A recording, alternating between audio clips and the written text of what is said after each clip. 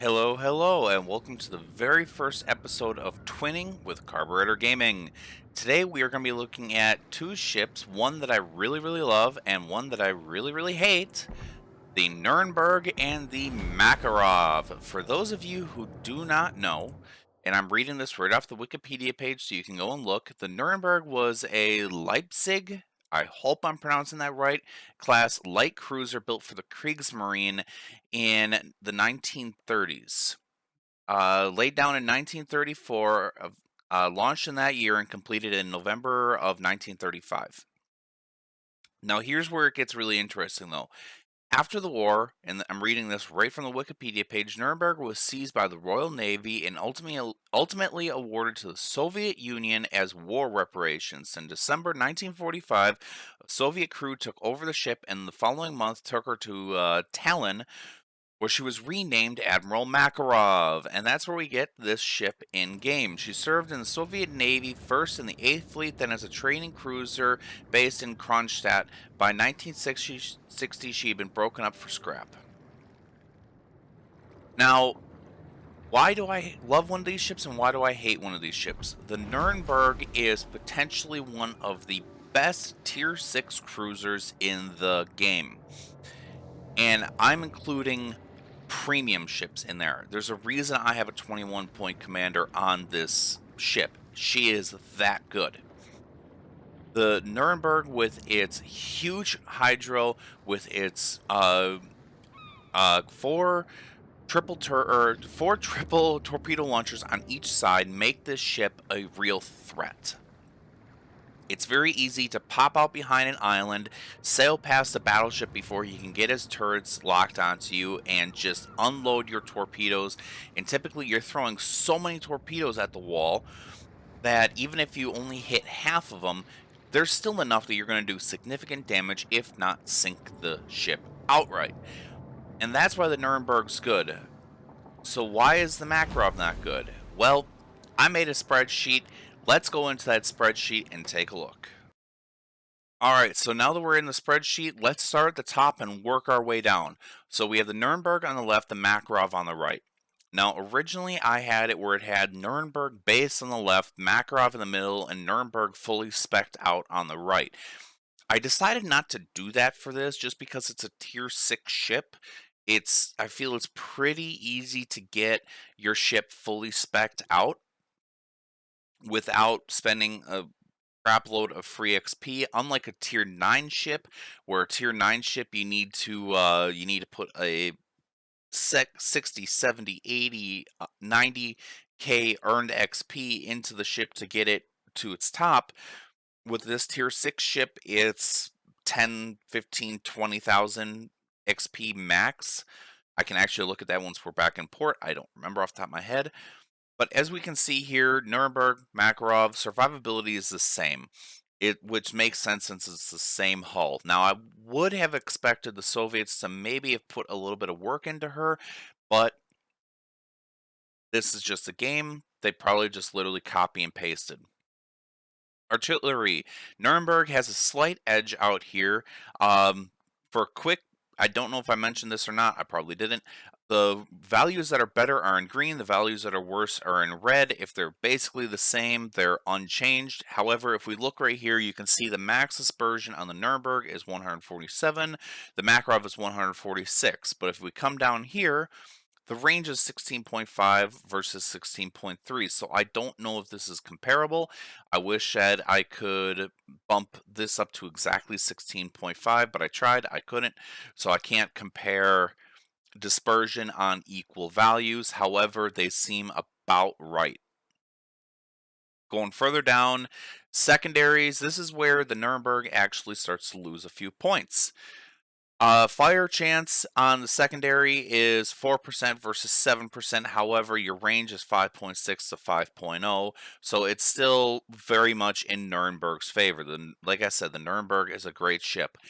This is where I start to get mad, though. This is where it starts. The torpedoes.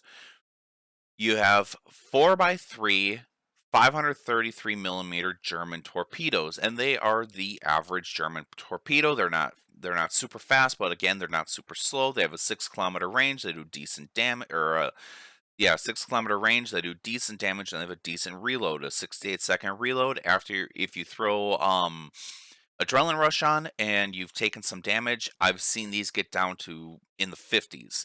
So it's a very, very good reload on your torps, and it's really good if you're going against a destroyer. You throw torps into smoke, you flip around, you throw your other set into smoke. By the time you flip back around, you're throwing your other set into the same smoke. And it's an awesome way to flood a cap that is being controlled by a DD hiding in smoke with torpedoes, and I've caught so many on that way. Going down here, depth charges, huge bonus for the Nurnberg here because the Makarov doesn't have it at all. That kind of bothers me because cruisers are one of those ships that are going, especially light cruisers, that are going to be the main contention against subs. That's what these are for. They're for subs. And the Nurnbergs is not that good, but if you're going over the top of a submarine that you're chasing and he hit the brakes, it's nice to be able to dump your depth charges, and you'll probably do a little bit of damage, knock him down a little bit, and then hopefully force him to the surface. AA defense. This is where the Makarov starts to come into her own, because the Makarov does actually have better AA. Not by much. If we come down here and we look at these values, 10 by 2 20 millimeter versus 2 by 4 20 millimeter. So they took a few of those off, but they added a lot more 37 millimeter, and then they kept the same close range.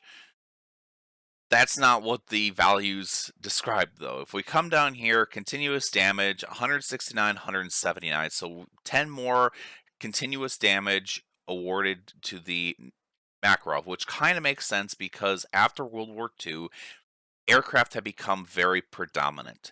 So it would make sense that you would get a lot of AA. But the way they did it's kind of weird. Short range damage 28 versus 105. Holy crap, that sucks. But that makes sense because they only have 8 guns to 20 guns of the 20 millimeter short ranges. Medium damage 126 to 186. That makes sense since there's so many more mid-range guns. And then 49 to 46, I don't know why it's different because these would have been the Flak 88s that the German Navy and the German anti-aircraft were infamous for. The Flak 88 was probably one of the best guns to the point that they were putting them on tanks. So the Flak 88 is a really good gun. I don't know why they decided to award it a little bit differently, but I've found in gameplay the continuous damage does not make a big difference. And it actually really helps with the short range damage if you're getting so the short range damage on the Nuremberg is great for if bombs are being dropped on you, whereas the medium range damage on the Makarov is better if you're getting struck by torpedo planes, because the torpedo planes get into that and then they get shredded. Not the torpedo planes, the rocket planes. I'm sorry. The torpedo planes, typically you shred them as they go over. The trick with that is to actually line up your priority sector with the opposite side, so as they fly over you, you shred them as they fly over you. Shell damage here is pretty much the same.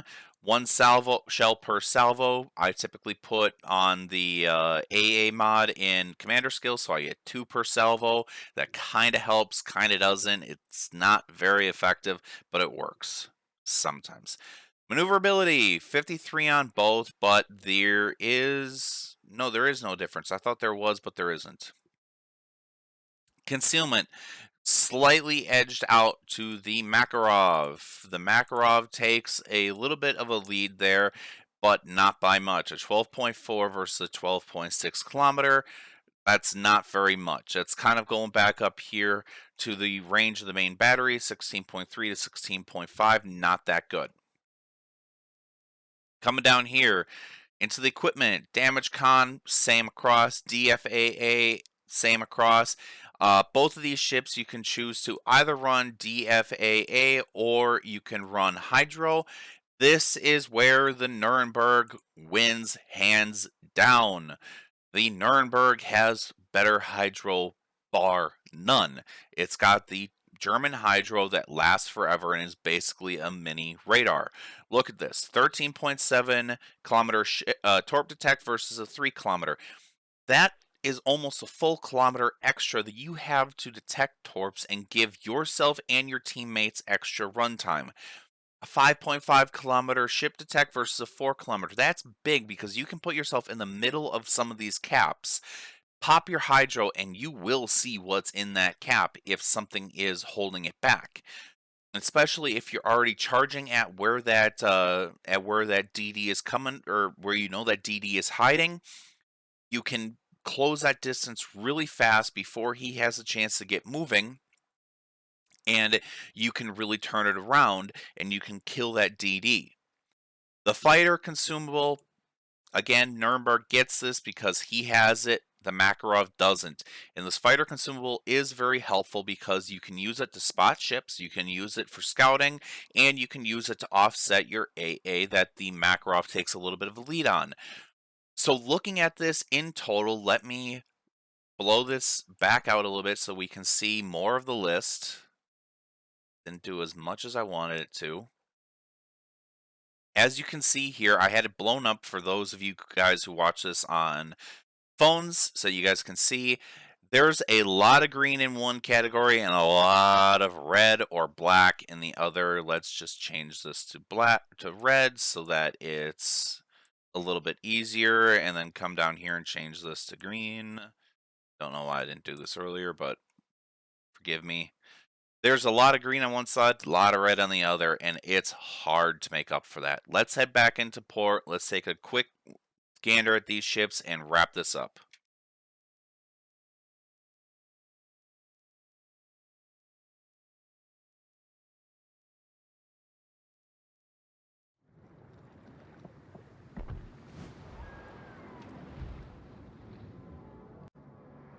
Alrighty, we're back in port here. And I wanted to just look at the armor layout right quick. As you can see, I love this ship. Dang near 600,000 XP in it. I love the Nuremberg. I hate the Makarov. And that's really just because of the characteristics that are so hard to make up for this ship. Now, as I'm looking at the plating here, I don't see a difference from A to B. They look so similar to me. I don't think there's a difference here. There really isn't that I can see. Citadel belt armor right there of 50 millimeter, nose plating of 16 with a little fore end belt of 20. That's actually really good for bouncing the AP of the British cruisers. They will just nick that and you'll see the shell just ricochet off, and it's really nice to watch. Pretty good armor belt here. Torpedo side plating could be thicker. You have a pretty good Citadel bottom here. Not that it really means anything to you. Pretty good deck across. Again, though, it's a pretty standardized build, 10 millimeters across, which I don't think a lot of people realize just how thick even 10 millimeters is. That's more than 3/8 of an inch. That's pretty thick when you really think about it. That's a lot of steel to put up top. But again, this is just a light cruiser. This is not a heavy cruiser, and this is very much a trolley cruiser that I like to say. These ships, both the Makarov and the Nuremberg, play well, playing at the back of the map, flinging HE in towards enemy cruisers and enemy battleships. And then once those two are gone, you turn into a chaser. And that's where your maneuverability of a 32 knot speed comes in handy. And if you put on the speed flag, which let's come up here and look. It goes up to 33.6. That's pretty fast. That is really fast, and I typically run the propulsion mod on here because your rudder shift is so good already. A 7.7 or a 7.6 second rudder shift that you sit back and you literally dodge ships by shifting your rudder, and the propulsion mod makes it so that when you get out of your turn, you're literally taking off again and you're at full speed, and that can really throw off people. The fact that you literally just like jump out of that hole and you're moving already, that can give you a huge advantage. I've If you want to run the steering mods, you can. I still have, it's still 10.7, so you can run that over. It knocks down to a 6.1 rudder shift. That's pretty good. That's still really good. Put this back on before I forget. I gotta sneeze, excuse me. This year has been so trolly for me. Typically fall, which we're getting into, is when I can actually start enjoying the weather, because during the winter I get cold, I get sick. During the summer, mold, pollen, I get sick. During the summer, hot, I get sick. During the fall is the only time where I don't seem to get sick, and I'm getting sick this year. I don't know if you guys can hear that. But anyway, let's wrap this up. Nurnberg, awesome ship. Makarov, not so much, and that really, really, really bugs me. I don't know why Wargaming literally just copy-pasted this. If I had been in charge of the Makarov, what I would have done is I would have either given it the 8-kilometer torps or the 4-kilometer super fast reloading torps of the USSR. Those were actually pretty good torpedoes. If we come in here and we look at some of these, let's look up here. I should have had some and I don't really want to dig from. I think the Ognavoy had the good torpedoes. If you had given them a, let's just say 10-kilometer range, and they're even the same 533 millimeter torps, 10-kilometer range, a little bit shorter, or a little bit slower, I would have been a lot happier because it's different. The fact is they used the German torpedoes and just removed one of the turrets from each side. I don't know what they'd be called. Bogies? No, I think they're turrets. I don't remember. This kind of bugs me just because of the fact that Wargaming could have done something different and they didn't. I'm glad to see that the AA value is different, but I would have gone through and I would have reinforced the armor a little bit, made it a little bit better. Not perfect. It still would have been a light cruiser, but a little bit better. Maybe given it a little bit better speed, maybe a little bit worse rudder shift. I don't know. Something different. The fact is that they made it so similar, yet so much worse at the same time. That's what bugs me. It really, really, really bugs me. Because the Nurnberg, again, one of my favorite ships, the Makarov just feels like a stain on this beautiful ship. And look at it, she is a beautiful ship. The Germans made absolutely gorgeous ships. We come down here and we look. The Weimar, that's the one I was thinking of. The Weimar is a York with Nurnberg guns on it. That is a beautiful ship. I suppose I might be a little bit biased due to the camouflage. Let's knock the camouflage off.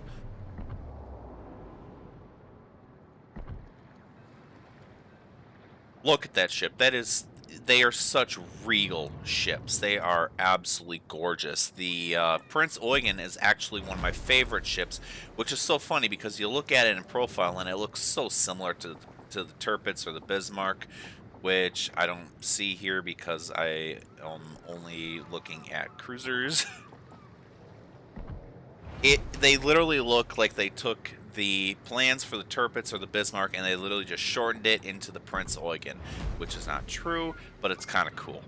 Anyway, thanks for joining me today on this look down the Makarov and the Nurnberg. If you guys have any suggestions for the next lineup, I have probably 100 ships, 50 pairs, so 100 ships that I need to look at. Always willing to hear which ones you guys want to look at. Anyway, I will see you all next time.